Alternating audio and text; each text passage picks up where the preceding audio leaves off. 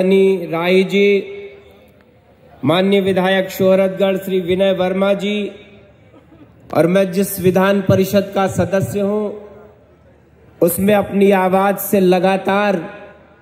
शिक्षक हितों की बात उठाने वाले भाई ध्रुव कुमार त्रिपाठी जी, परम श्रद्धेय श्री राम कुमार कुंवर जी, पूर्व अध्यक्ष भाजपा, और मर्यादा पुरुषोत्तम भगवान राम की जन्मस्थली से पधारे हनुमानगढ़ी के हमारे महंत बाबा बलराम दास जी, श्री राजेंद्र पांडे जी, अभिषेक पाल जी, भाई चंद्रशेखर जी, पप्पू सिंह जी, इस जिले के इस आयोजन समिति के तमाम अधिकारीगण, भाग लेने वाले हमारे कलाकार बंधु और जिले के कोने कोने से आए हुए सिद्धार्थ नगर की उस महान जनता को,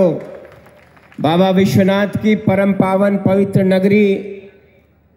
इस देश की ज्ञान, अध्यात्म और वैराग्य की नगरी, जिसको सारी दुनिया में देश की सांस्कृतिक राजधानी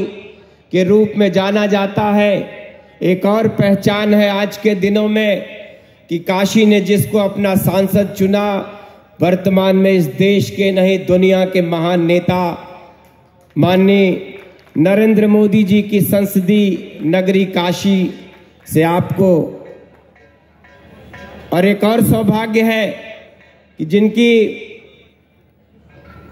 महाराज शुद्धोधन की उस कपिलवस्तु राजधानी में सिद्धार्थ की जन्मस्थली में आ जाने का अवसर मिला। उनकी प्रथम उपदेश स्थली काशी रही है। इस नाते आप सभी को हृदय की गहराई से प्रणाम करता हूं, नमन करता हूं। ये मेरा सौभाग्य है। वर्षों से मुझको याद है कि बड़े भाई जगदंबिका पाल जी किसी दौर में बस्ती से चुनाव लड़ रहे थे।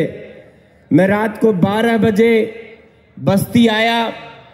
तो पता चला कि ये विधानसभा में प्रचार में अभी तक मैं रात को इंतजार करता रहा। मुझको याद है कि वो 3 बजे विधानसभा के प्रचार से लौट के आए। वो दिन मुझको याद है और उनके बुलावे पर आज दोबारा वर्षों बीत गए और मैं लगातार मंत्री बनने के बाद से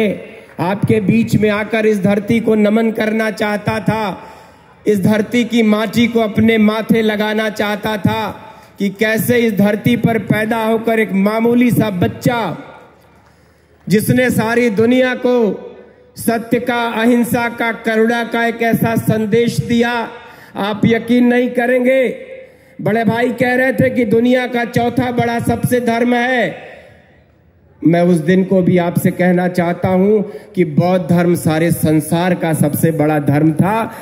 आज से 2700 वर्षों पूर्व कल्पना करिए कि कितनी पवित्र माटी है। हम लिया, आप मेरी बात पे यकीन न करें कि जब आप काशी की गलियों से गुजरेंगे कभी तो आपको किसी पान की दुकान पर बैठे हुए आपको कभी बिस्मिल्लाह खां दिख सकते हैं, कभी किशन महाराज दिख सकते हैं, कभी बिरजू महाराज दिख सकते हैं, कभी गोपी किशन दिख सकते हैं, कभी संगीत के वो तमाम महारथी, 2 भारत रत्न बिस्मिल्लाह खां साहब शहनाई वादन के लिए और पंडित रविशंकर सितार के लिए जिनको भारत रत्न मिला है, ऐसे तमाम महान संगीतकारों की धरती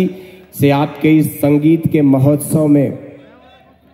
आने का शुभ अवसर बड़े भाई ने मुझको दिया है। अभिभूत हूं,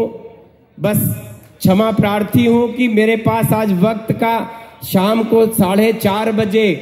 माननीय उत्तर प्रदेश के हमारे यशस्वी मुख्यमंत्री, जिनके साथ पिछले 8 वर्षों से काम कर रहा हूं, जिनकी प्रेरणा से, जिनको कर्मयोगी आप कह सकते हैं, दिन का दिन नहीं, रात की रात नहीं, रातों दिन अपने परिश्रम से उन्होंने उत्तर प्रदेश को, अभी ओडीओपी की बात हो रही थी, आपके इस चावल की खुशबू, काला नमक की खुशबू सारे संसार में बिखेरने का ऐसा मिलन आज आपके बीच में, कम से कम उन दोनों के बीच में कड़ी के रूप में आज आपके बीच में आया हूं। फिर कभी वक्त लगेगा तो बड़ी सब विस्तार से आपसे बातें करूंगा। आज इतना ही कह के अपनी वाणी को विराम देता हूं कि आपका ये जो आयोजन है, इसके सारे जुड़े हुए एक उस व्यक्ति को अपनी तरफ से साधुवाद और बधाई देना चाहता हूं कि निश्चित ही आपने इस कह सकते हो कि आपका पड़ोसी राज्य की सीमाओं से सटा हुआ आपका ये जिला है, सुदूर जिला जिनको आप कह सकते हैं, फिर भी आपने जितना भव्य आयोजन किया है, जितनी बड़ी तैयारियां आपके जिला प्रशासन ने, आप सभी विधायक, आप सभी हमारे सांसद जी के सहयोग से एक भव्य आयोजन यहां आयोजित हो रहा है। निश्चित ही मुख्यमंत्री जी जिस दिन इसका समापन करेंगे तब तक ये अपनी ऊंचाइयों को छू चुका होगा, एक नए मुकाम हासिल करेगा, तमाम कलाकारों को सुनने और जानने का आपको अवसर मिलेगा। एक बार फिर से हृदय की गहराई से आप सबका आभार प्रकट करते हुए बड़े भाई जगदम्बिका पाल जी का विशेष तौर पर आभारी हूं कि आपने मुझको आने का अवसर दिया। धन्यवाद। जय हिंद, जय भारत।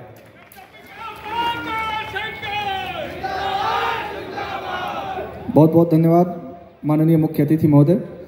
इसके पश्चात हम उद्बोधन के अगले क्रम में अपने कपिल वस्तु से हमारे सम्मानित विधायक श्री श्याम देनी राही जी को आमंत्रित करूंगा कि आप आएं और अपने उद्बोधन और धन्यवाद से हम सबको अभिषेक